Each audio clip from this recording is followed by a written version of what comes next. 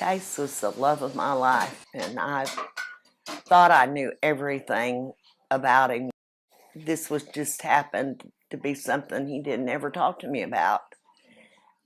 I'm Linda Miesner, and Chase was my grandson. I live in Panama, Oklahoma.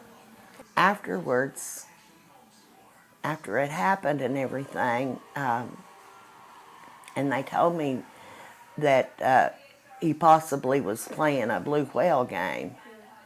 And then the next thing I knew, well, they told me that there was a partially drawn with a blue marker, a whale on the inside of his thigh. And that's what they had them do. But normally they said they have the kids cut it with knives on them, cut themselves. So I was thankful he hadn't cut himself, that it was just a marker, and I'm sure, he thought it'd wash off and that'd be the end of it. I'm sure he did not know that everything was so final. It first started out as a rumor, because when this first happened, um, given the age of Chase and the way the manner he did it, was kind of unusual for a suicide, especially of a child that age. The way it actually got connected to him being part of that is one main thing was the note. One of the challenges was to write a suicide note and hide it in the residence for 24 hours. If no one found that note, you were supposed to commit suicide. If someone found the note, you were saved for another challenge. The note was very detailed. That's another part of the challenge. Addresses each one of your family members and what you think about each one of them. Truthfully, what you think about each. Regardless of how bad it hurts.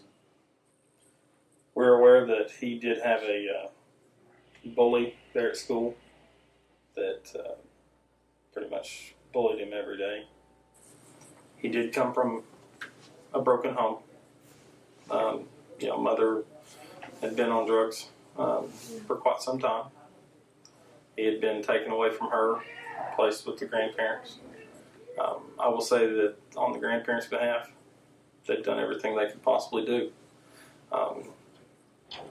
He was in a loving home at the time of this incident. I mean, he had everything he wanted.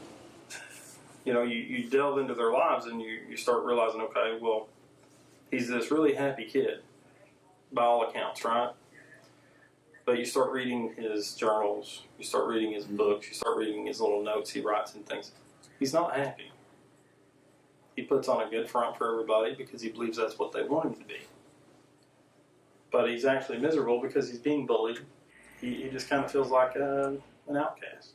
Like he's just not worthy. Well, he finds this game, or somebody mentions this game, or he sees it on the news, or he finds it online, however he did it. And it gives him a purpose.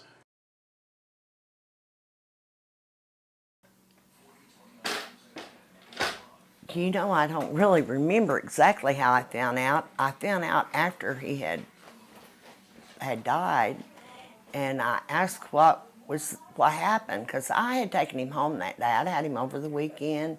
We'd had a really good time, and I took him home, and his little beagle had babies, and he brought me a couple of the puppies around there so I could see them, and played with them, there a few minutes, and then I told him I had to go, and I left.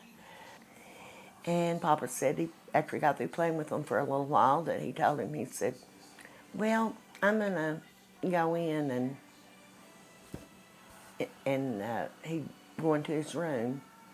So Papa said, okay, and then Papa stayed out there and talked to his dad, and he said that they heard a shot, but the way it sounded, the field is right behind them, and they have people that go hunting back there all the time, and said that they walked around the house to see if they could see a hunter or anybody around there, but they didn't walk the full length of the house back there, And anyway, said they didn't see anybody, and they just didn't hear any more shots, so they just assumed that that was somebody hunting back there.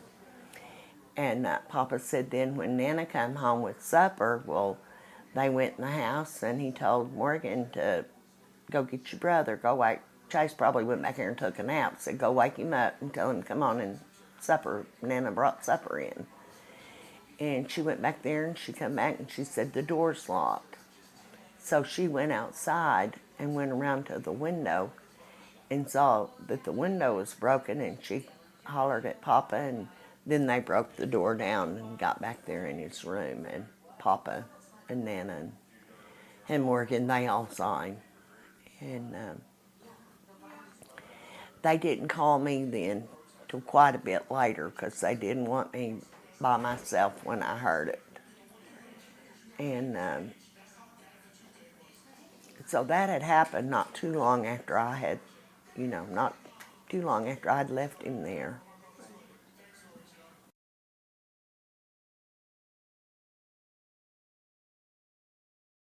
Once it got here, they started banning the links.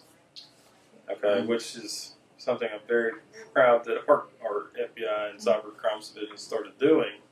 Is they started eradicating these links. Yeah. There are still ways to get to the links, and that seems to be the problem, is because they're protected by VPNs and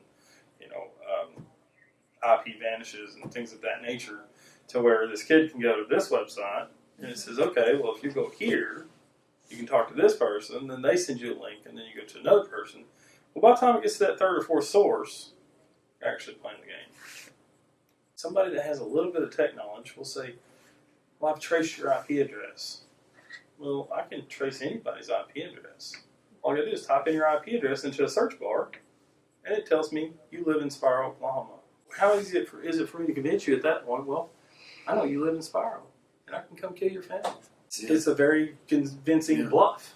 Everybody kind of looks at it and goes, okay, well, you did this and you filtered these links, but that's all you're doing.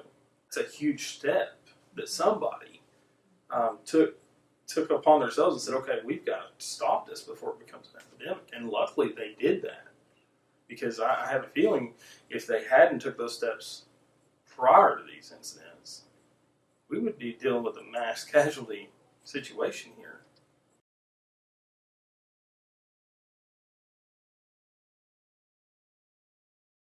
I believe the hardest deaths I've ever had to work are the ones that you can't explain.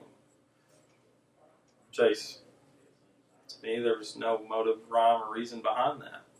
Even knowing that challenge was in play, it still goes back to, okay, what is this child's state of mind as he's standing there fixing to pull the trigger on himself?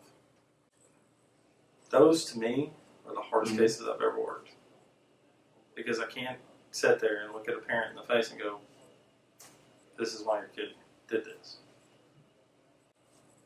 There's no reason to it. And as far as Chase goes, the fact that he went out of his way to look up how to load that weapon, he actually talked to people about it. He spoke to other kids about the Blue Whale Challenge. He hid the note. He did all these things, to me, where it was a cry for help. Chase is just my priority. He was just my little light that went out too soon.